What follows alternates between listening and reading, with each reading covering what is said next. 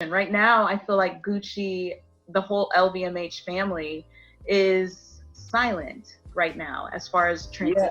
For my own company, we made one post, and I'm being quiet right now. And we have on the banner, instead of like free shipping, I have justice for George Floyd.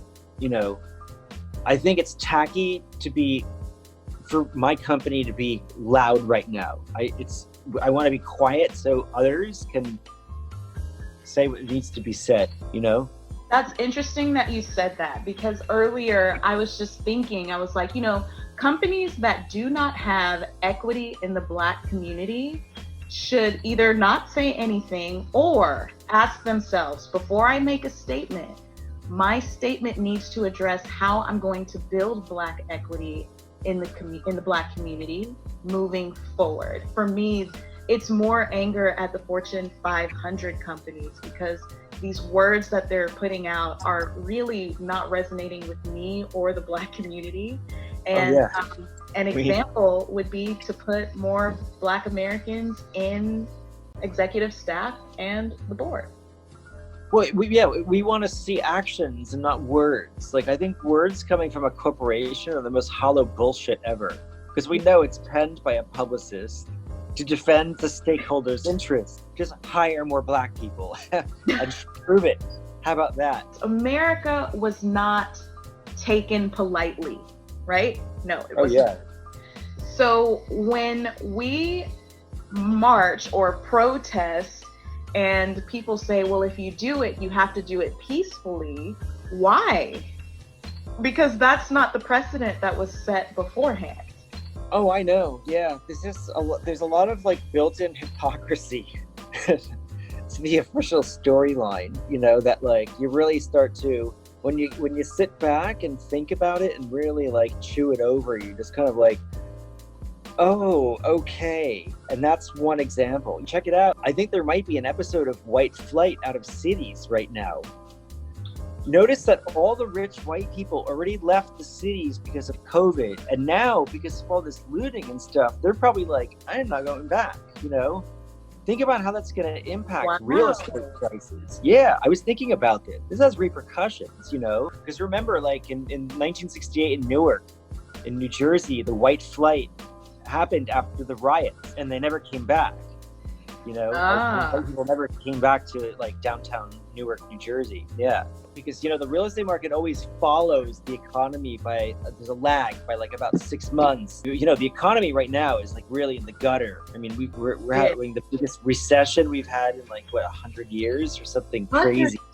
People are still spending. Check it out. The train derailed for sure, but we still all have to eat every day, so there's still that momentum, so that the wheels are still turning even amidst the train wreck. It was also kind of artificially created because it was a forced shutdown. When the COVID happened, I was already running on fumes, okay? Because right. I mean, were we all exhausted? It was like we didn't have a chance. It was really overblown. Everything was like overblown 3 times over.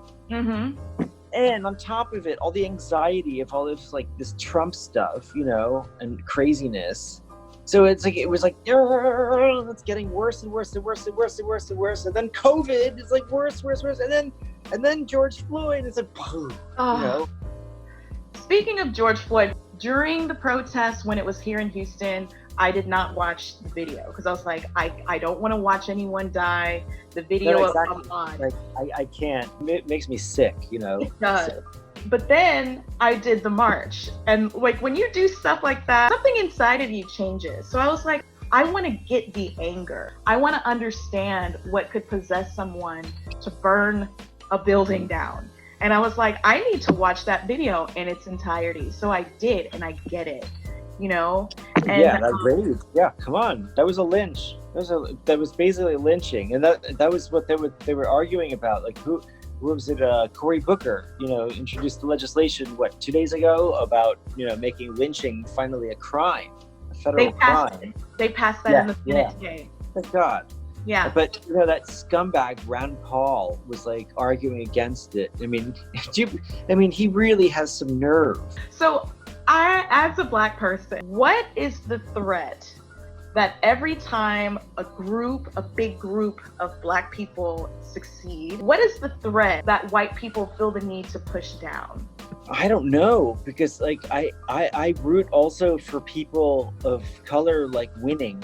I'll think of a rival group in my mind. Okay, so I'm gonna think of like the alt-right, because I really hate them. Let's imagine they winning, okay, how I would feel about that. And I guess that's like what they might feel if you're a racist. In reverse, I suppose fundamentally, I think from socio-psychological perspective is fear of the other tribe, which is ingrained in us. So we can't allow ourselves to fall into that knee-jerk state of fear. From my perspective, I believe in capitalism. Let me just clarify my economic position here. I believe in capitalism and the power of the free market, but I definitely believe it needs to be regulated very smartly, because it's like playing with fire. So the fire's there and it's wonderfully powerful, but if you leave it on its own devices, guess what? It burns the whole place down. Billionaires should be taxed like big fucking time right now. They should be taxed 90%. So then they wouldn't work hard to be there. Like if it's just going to be taxed. Well, no. See, it's a relativity thing. The top like 0.1% has like 60% of the capital, you know? It's just way too much. And then the bottom 50% has negative wealth. That means they owe money. They're indentured servants. I was reading and I was listening, and they said that the one thing the wealthy fear the most is the power of one vote to one man. Well, they're also afraid of revolution at this point right That's now. True. You know, that's the unfortunate thing, is I think a lot of people felt disenfranchised by the whole process, because I mean, anyone that lives in New York State, for example, it's like, why bother voting? Because it always goes Democrat. So we can rely upon the momentum of all the other Democrats that it's going to go blue every time. And that's the shame. That kind of gerrymandering is not a true democracy, is it? I was with a couple recently, and one of the comments one of them made was, I don't know what supporting Black-owned businesses will do. It's not going to make a difference. Sometimes I'm just like, you know what? This is not a battle I want to fight. I need like a Ricola. I need a cough drop. I'm tired of fighting every Black battle. But shifting money away from big business to Black, setting Black-owned businesses up for success so that the opportunity is more equal. Well, that's why, like, the other white people need to freaking like stand the fuck up and say things, you know? Like, I know you guys are tired. We got your backs. All right. So thank you so much, Joseph, for coming on here and giving all the gems that you dropped. But please, we talked about a lot of things that weigh people down. So leave us on a high note. I think that something good is coming with the whole Black Lives Matter. It feels kind of good, the momentum that's been getting gained, you know? So let's hope and pray there's something positive. It's definitely changed the conversation. I mean, if you think about it, so that's a positive thing.